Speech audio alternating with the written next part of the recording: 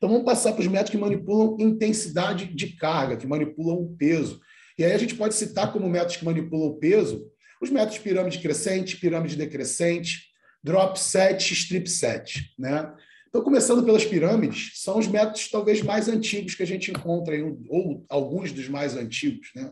Os métodos piramidais são descritos desde a década de 40 do século passado e são amplamente utilizados principalmente no powerlifting e no weightlifting, né? no levantamento de peso olímpico.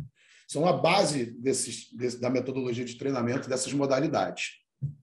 Então, as pirâmides, elas envolvem a redução no número de repetições e o aumento na carga para depois aumentar o número de repetições e reduzir a carga. Tá? Existem variações, como o método pirâmide crescente, é um método leve e pesado, no qual você só faz o crescimento da carga, e o método pesado leve ou pirâmide decrescente, no qual você só faz o decréscimo da carga. Tá? Esses métodos eles são utilizados amplamente, desde os testes de força até a prática do alto rendimento. Então, a gente pode dizer que tem uma grande sustentação científica, principalmente como forma de aquecimento, por exemplo, quando é o caso da pirâmide crescente. Então, a pirâmide crescente ela é amplamente utilizada no início dos treinos de praticamente todas as modalidades como forma de preparação para o uso de cargas mais elevadas, preparação para o uso das cargas de treino, ou seja, aquecimento. Tá? Então, a gente pode ver as pirâmides crescentes como estratégias que podem ser utilizadas a partir do nível iniciante. O cara entrou na academia, ele pode usar pirâmides crescentes ou métodos crescentes como forma de aquecimento. Ele pode usar métodos decrescentes como forma de ajuste de carga.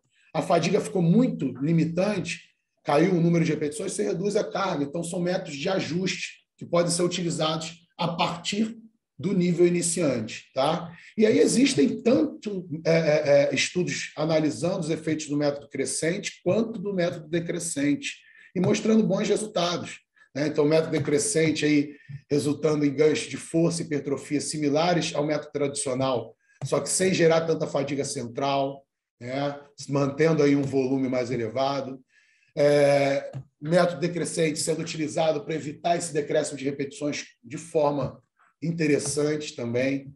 E os métodos crescentes sendo utilizados em praticamente todos os testes de força, todos os estudos que usam teste de 1RM. E não só isso, sendo até estudados com efeito na hipertrofia também, e com efeitos equiparáveis ao método tradicional e, em alguns casos, até ao drop set, quando os volumes são equiparados. E o que é o drop set e strip set? Nada mais são do que métodos decrescentes sem intervalos, também com grande fundamentação científica.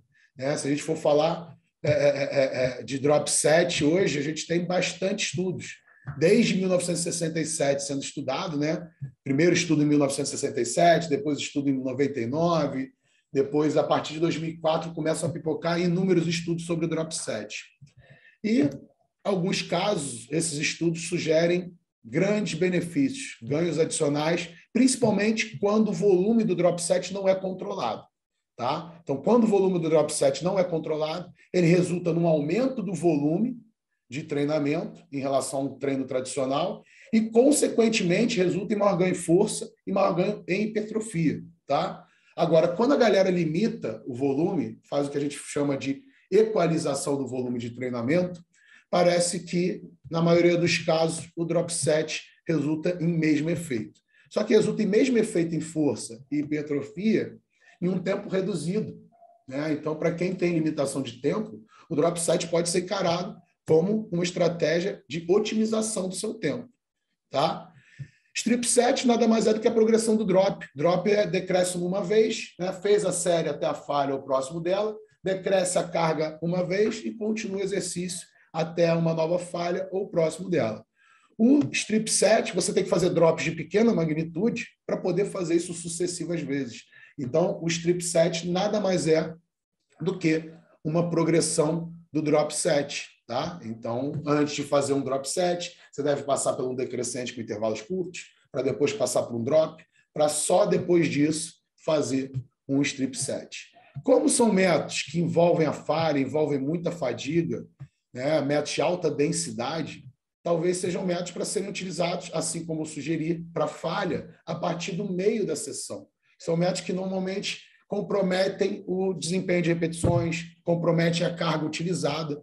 Né? Então, para evitar que essa fadiga que ele gera comprometa o treino como um todo, talvez seja mais interessante aplicar esses métodos a partir do meio da sessão, em exercícios feitos em máquinas, em exercícios feitos de forma isolada, monoarticular, e exercícios com fácil manipulação da carga, né, para tornar o método prático.